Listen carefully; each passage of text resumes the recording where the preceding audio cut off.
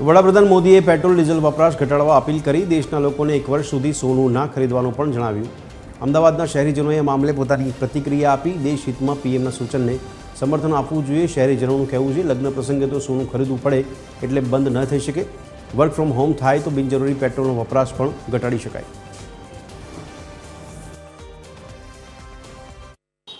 વૈશ્વિક સ્તરે જે પ્રકારની પરિસ્થિતિ છે તેને જોતા વડાપ્રધાન નરેન્દ્ર મોદીએ દેશવાસીઓને પેટ્રોલ ડીઝલનો ઉપયોગ છે તે ઘટાડવા માટે કહ્યું છે. સાથે સોનાની જે ખરીદી છે તે એક વર્ષ સુધી ટાળવા માટે કહ્યું છે. ત્યારે લોકો છે તેના પ્રતિભાવ આપણે જાણવાનો પ્રયાસ છે તે કરીશું કે લોકોનું આ બાબતે શું કહેવું છે. ખાસ આપને પૂછીશ જે રીતે વડાપ્રધાન મોદીએ અપીલ કરી છે. પેટ્રોલ ડીઝલનો ઉપયોગ જરૂર ના હોય તો ઘટાડવા માટે પણ કહ્યું છે. કઈ રીતે જોવો છો? આજે પ્રધાનમંત્રી સાહેબ જ્યારે આપણા દેશના એક અપીલ કરી રહ્યા છે કે રાષ્ટ્રજોગ એક અપીલ છે તે આપણે ખરેખર સિરિયસમાં ધ્યાનમાં લેવું જોઈએ કે પેટ્રોલ ડીઝલ માટે નહીં, એના માટે આપણે એનો દુરુપયોગ એના માટે કરવો જોઈએ કે આપણે ઇલેક્ટ્રિક ગાડી વાપરો, મેટ્રોમાં જઈએ, બીઆરટીસમાં જઈએ. જેટલો ઉપયોગ ઓછો થશે તેટલો જ આપણા રેટમાં આપણા દેશનો મતલબ એક સારો રસ્તા ઉપર મોદી સાહેબના રસ્તા પર આપણે જઈ શકીએ અને એમનો મેસેજ આપણે દરેક જગ્યાએ પહોંચાડી શકીએ. એટલે જેટલું બને એટલું ઇલેક્ટ્રિક ગાડીઓ અને મેટ્રો અને અધર્સ વાઇઝ બને ત્યાં સુધી ઘરે જ આપણે બધું આ કામ કરી શકતા હોય. સરકાર એવો કંઈક નિયમ લાવે તે જેથી કરીને આ બધું કંઈક આપણે ઘરે જ હોમવર્ક કરી શકતા હોય એવું કંઈક આપણે કરીએ આગળ. બીજું પણ જે રીતે વર્ક ફ્રોમ હોમની પણ વાત કરી છે ત્યારે તમને પૂછીશ, ઘરેથી જરૂર ના હોય તો ઘરેથી કામ કરવાની પણ વાત મોદી સાહેબે કરી છે. તમે એક શહેરીજન તરીકે શું વિચાર? સારું છે. મોદી સાહેબ જે વાત કરે છે, આપણા પ્રધાનમંત્રી છે ને આપણે જે વાત કરે છે એ સારા માટે જ કરે છે. તમે ઘેરથી કરતા હોય તો તમારે પેટ્રોલની બચત થાય, ટાઈમની બચત થાય, બધી રીતે બચત થાય આપણી. તો આપણે ઘરથી ત્યાં સુધી થતું હોય તો ઘરથી જ કરવાનું ટ્રાય કરો ને. ઘરથી કરવામાં વધારે સારું. પેટ્રોલની બચત થાય. પ્લસ તમે કદાચ સ્કૂટર કે કોઈ પેટ્રોલ બચાવ કરો થોડોક. 4 રસ્તા ઉપર જાઓ એટલે 10-15 મિનિટ ઉભા રહો કે 5 મિનિટ ઉભા રહો તેના કરતાં બંધ કરીને ગાડી બંધ કરીને ઉભા રહો, પેટ્રોલનું બચત થાય આપણી. તો જે સાહેબ કહે છે મોદી સાહેબ એ સારું જ કહે છે ને આપણે સારા માટે જ કહે છે. ને આપણે બધા આગળ આપણે વિચારીશું તો જ બધા વિચારશે.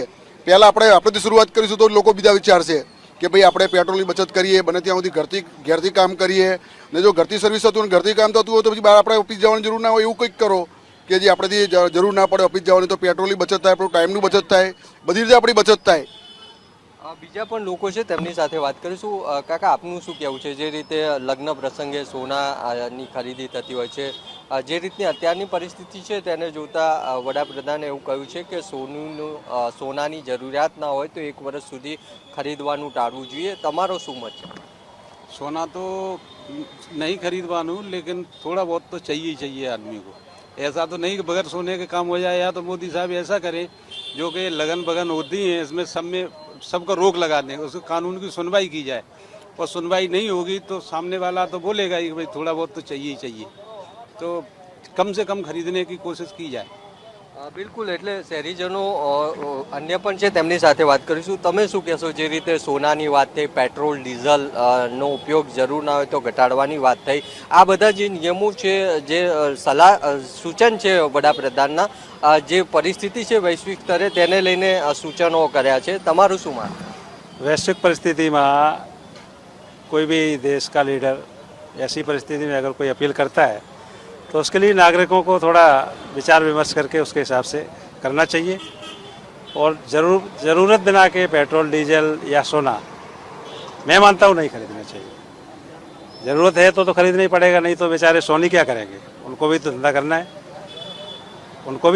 है, उनको भी परिवार पालना है, छोटा हो बड़ा हो. लेकिन ज़रूरत के हिसाब से लेना चाहिए, मैं ऐसा मानता हूँ.